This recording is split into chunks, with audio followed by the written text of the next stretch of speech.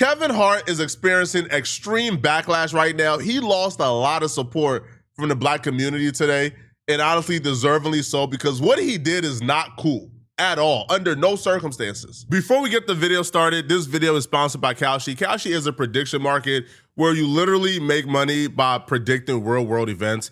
Drake is dropping Iceman May 15th. You can go on Kalshi right now and make money by placing a prediction on Drake first week sales. Look at these odds. You can make money on Kalshi by predicting Drake is gonna sell more than 150,000 copies first week. That's like the easiest money you could ever make in your life. You can sign up with Kalshi by clicking the link in my description or using code FLACO to get $10 when you sign up. Kevin Hart hosted a Netflix roast over the weekend, and he invited a series of people, comedians, celebrities.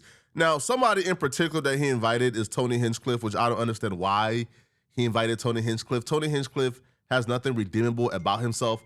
He's nothing but a mediocre white supremacist. But honestly, being a mediocre white supremacist is really all it takes in today's climate to rise to the top, and he has done so. Yo, this dude is so terrible and so despicable that Donald Trump, the Antichrist himself, came out and had to disavow and denounce him because of some jokes he made at the Trump rally. Like, that's how despicable this dude is. But Kevin Hart invites him to the roast nonetheless. Tony Hinchcliffe gets called to the stage to start his roast. Now, cruel jokes were told during this roast, but outside of Pete Davidson, mostly everybody kept it on the people in the room. That's the purpose of a roast. You're supposed to roast people who are in the building. But Pete Davidson, he did the Charlie Kirk joke, which I also don't support as well. But even before Tony Hinchcliffe is introduced to the stage, the introduction let us know they was on some BS tonight, bruh. Shane Gillis, in his introduction of Tony, labeled him a white supremacist and said that Tony believes all the racist things that come out of his mouth. Obviously, Shane Gillis and Tony Hinchcliffe is cool. Shane Gillis is a comedian. That could be dismissed as a joke. If the context was not, Tony Hinchcliffe followed up that introduction saying this. You know, Kevin, they told me not to mention your kids on this roast, but I must say, you did good. They've gotten so big, they now buckle Kevin up in the car seat. It's true, he lost his gig hosting the Academy Awards because of some homophobic tweets, but you'd be homophobic too if you were eye level with everyone's cock. He got into a fist fight on a private plane, proof that no matter how much money black people have, they're still just gonna act like ninjas. Always fighting. Like Bill Cosby, Hart is a black comedian from Philadelphia, and like Bill Cosby, women don't know when Kevin is inside of them. You've done good though, Kevin. The black community is so proud of you. Right now, George Floyd is looking up at us all, laughing so hard that he can't breathe. God bless you, Kevin. God bless this room, and God bless the United States of America. Thank you so much. Kevin Hart was showing all 32 teeth, clapping up, cheering when Tony Hinchcliffe was disrespecting George Floyd and making jokes about the black community. Now, this to me isn't even about black people being soft or we can't take a joke. It's not. I think context here matters. First off, this week is a week where a dude is going around calling black folks the N-word with the hard R, right? So let's just say we're not too fond of being a butt of a joke this week. But outside of that, the person making a joke matters, right? If this was somebody who like for example, if Shane Gillis made this joke, we look at Shane Gillis as somebody who's not really, he's not racist. He's right, like he's an ally for the most part, all right? If Shane Gillis made this joke, it'll be viewed as friendly fire. Now, people will still be upset, but it'll be viewed as friendly fire. If Tony Hinchcliffe makes this joke, somebody with a routine history of being a white supremacist, when you make this joke, we don't take it as friendly fire. We take it as personal now. As personal. Now, outside of that, though, this is a roast about people in the building. Why are you making a mockery out of George Floyd's death? Why? Why? Why? Like George Floyd was not in the room. So why? Don't let them trick you into thinking, well, I gotta be soft. I don't want to be a snowflake. No, they snowflakes. The same people defending Tony Hinchcliffe calling us soft, they on Twitter under the Libs of TikTok page going off on Pete Davidson for making a Charlie Kirk joke, right? Again, I'm consistent. I think the Charlie Kirk joke is out of line. Charlie Kirk was not in the room. There's so much material in front of you. Roast the people in front of you. Follow the Netflix script. Roast people in front. It's a roast of the people in the building. Simple as that. Now, Kevin Hart laughing and cheering did not bode over well with everybody. People did not like it. They're pissed. One person who was really pissed about this is Stack 5. Now, Stack 5 was really close friends with George Floyd. For the most part, he's the unofficial spokesperson for the George Floyd family. I know George Floyd brother speaks up for the family, but when it comes to news revolving George Floyd, we kind of go to Stack 5 because he's like the most visible voice. But he spoke up about this, and he don't think it's cool at all. And I don't feel like he should think it's cool. Nobody should think what took place that night is cool. One thing about it, you can't tell people what to be offended by and what not to be offended by. Everybody laughing until it's their family member that get murdered. Then it ain't funny. Then it ain't funny when it's your family member. It's funny when it's everybody else's family member, and it's cool when it's everybody else's family member. When they come to your doorstep, you want everybody to feel a certain way. See, I rode for my brother. Didn't take a dime from nobody. Risked everything I had going on in real time. No cap, no lies. 29 different states marching for my brother. Didn't take a dime from nobody. Every dime they tried to pay me, me and Q gave back to the community. Wherever we went, we gave it back. So you can't tell people that risk things and that really love somebody to feel a certain way when he's disrespected. Clown shit. Y'all keep laughing though. The reason why the George Floyd conversation is so sacred in the Black community is because the George Floyd video represents our lived experience in this country as Black people. Derek Chauvin's knee on George Floyd's neck as he's on the ground defenseless crying out to his mama represents the boot that's on our necks as we go about our day-to-day in this country, man. Right? The boot that keeps us down.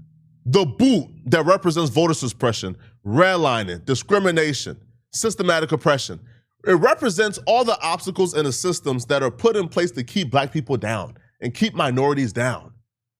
So George Floyd, the person, is a flawed human being. We're all flawed as human beings, man. When George Floyd died, the week he died, they plastered his entire criminal history, man. They made sure to find the most insane, most horrific quote they could find from his indictments. George Floyd and then put a pistol to a pregnant lady belly. They made sure to plaster that everywhere on every news outlet to deflect and distract from the boot, to make us forget about the boot. When the average Black person watched that George Floyd video, every second is us watching our lives flash in front of our eyes and our lived experiences. So no, we don't feel comfortable. We don't like it. It's not cool. It's not funny to watch an openly and devoted white supremacist make fun of our lived experiences. Other people also spoke up against this. Comedian Lil Rel spoke up against Netflix, Kevin Hart, and Tony Hinchcliffe for making the tasteless George Floyd jokes. What up, y'all? All right, I'm gonna say this, right? I end up catching up and watching a Kevin Hart roast. What I am annoyed by, and I'm just keeping it 100, y'all. I don't understand. Like, it's one thing to roast the people that's there. It's one thing to roast the people that may be in the audience there. Roasting somebody that, number one, is dead. Number two, that's not there. Number three, that the implications of why you should joke about that. Like Tony Hinchcliffe joke about George Floyd didn't make sense to me. It was no reason to bring George Floyd into this. It just was disgusting. And I do feel a certain way that the audience was okay booing Draymond Green every time his name was mentioned, or just, so y'all could boo. We know people was booing in there, but you don't boo Tony Hinchcliffe right after that. I'm starting to understand, and I get it, man, and I'm okay with not being a part of a lot of this cliquey bull that's in comedy or in our business that some of y'all may think I'm a part of, but I'm not. I 100% would have booed that mother and probably walked out. That's all I'm saying. Come on, y'all. Like, I do think times we are like too sensitive about certain things. Why we just can't agree that bringing up George Floyd and the way he did it was just f***ed up and not funny and not needed. It wasn't even needed. Absolutely. And the reason why we didn't see our fave celebrities, especially the black ones who are supposed to be on code, the reason why we didn't see them boo or make us think about it is because no matter how much money they make, no matter how successful they are, no matter how much admiration they get from their own community, they don't feel validated unless they are in proximity to whiteness. And you know how you very quickly lose your proximity to whiteness if you've become that black guy. And we all know what that black guy mean. You lose that proximity to whiteness when they don't feel comfortable around you anymore. You lose that proximity to whiteness when they don't feel comfortable telling racist jokes around you. When they don't feel comfortable being their true self around you, you lose that proximity to them. That's just a fact. That's just 100% fact. And a lot of these celebrities don't want to lose that proximity, man. They don't want to be considered that black guy. Amanda Seales is a comedian, right? You think Amanda Seales will ever be invited to one of those roasts? Now listen, man, we got our opinions about Amanda Seales, okay? Right? But for the most part, you think Amanda Seales is getting invited to any one of those? No, why? No, because she's not going for it. All right, she's just not going for it at all. Now, the comedians in the building, the celebrities who are supposed to be, at least speaking up, right? One of them being Tiffany Haddish. She was asked about this. And her answer, again, just fits. I had this opinion in my mind before I even watched this Tiffany Haddish TMZ interview. And her response reflects why we would never get right. And it also reinforces the addiction to proximity to whiteness.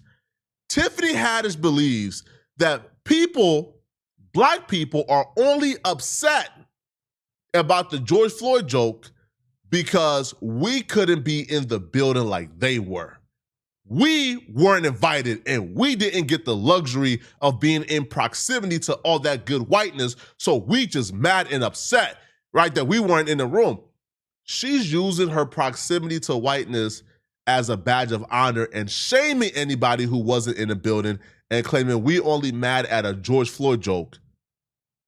I don't even want to call it a joke. We weren't mad at a tasteless George Floyd remark because we weren't in the room. TMZ here. What up, girl? You look fantastic.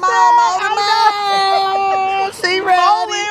You look so good. So you have like 30 seconds to chat really quick? Yeah. So talking about Kevin Hart roast, right? Yes, it was so much fun. So Lonnie Love didn't think so. Lonnie Love was like, you know what? It's exhausting. It's edgy. Specifically about the George Floyd joke.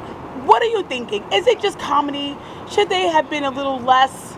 I think it should have been shorter. The show was too long. Okay. I mean, I was sitting there the whole time. I had to pee. I didn't hear the George Floyd joke because I had to pee so bad. So you went to the bathroom with that? I was a glorified seat filler, and I was tired. Well, also, I mean, Lonnie and other people were like, oh, maybe it was a little too racially motivated. What do you think as far as like the jokes? Is this just comedy? Or are people taking it too seriously? Is this all comedians saying it that wasn't invited? Thanks, Miss Haddish. Ciao. She thought she cooked that. Oh, the ones who were not invited. You couldn't tell her she ain't have a walk-off moment, man. This is just some nasty work, man. Nasty stuff, bro. Y'all are some disgusting people, man. Now, George Floyd family, well, his brother more specifically, they spoke up. They gave a statement to the Breakfast Club, and they not feeling this either. Which to me, if the family is saying we not feeling it, why are we all not in agreement? We not feeling it either. Yesterday, I had a conversation with Terrence Floyd. He is the brother of George Floyd, and he was responding to the Tony Hinchcliffe joke that was told at the Kevin Hart roast about George Floyd. He believes Kevin Hart should have spoke up. Let's take a listen.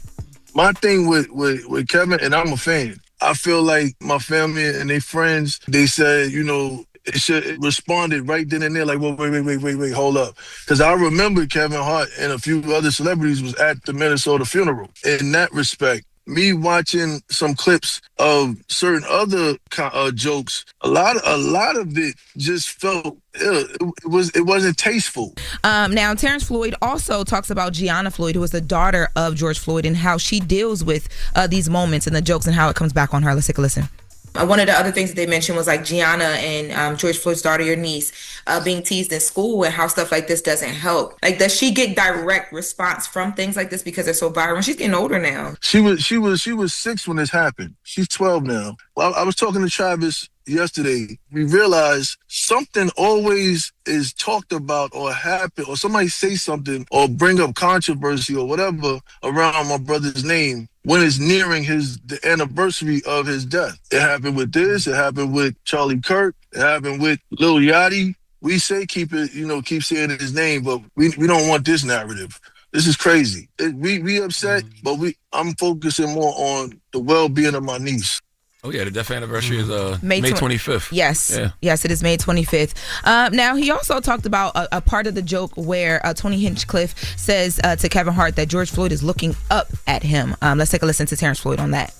It was a part in there where we always say, my brother looking down on us because we talking positive. The fact that he said that he's looking up, we was stuck on that. When we heard it, we was like, he's looking up. Looking up from where? Are you trying to say he's in hell? So this is not what comedy is supposed to do. It's not supposed to have us thinking about what you meant. What you meant? Oh, we supposed to laugh to heal. As I said yesterday, what's funny to you is a trigger. He pointed out something that even I missed. I missed that looking up from hell. I missed that. Is that a joke too? Saying that about a dead man, is that a joke too? Bro, that was a political statement, man. And I'm just so mad that Kevin Hart and Tiffany Haddish and all these like dudes, they're yes, Marshall. All right, man. Y'all sick, man. But let me know in the comment section what y'all think about this. And if you're still watching this video and you want to watch another good video, click on this video right here somewhere on my screen, somewhere here to find out how apparently this racist dude who goes around calling black people the N-word, he's now crying on stream and begging for mercy because he realized his life is cooked. I'm going to see you guys in this video right here somewhere on my screen. I'm out of here, folks. Peace.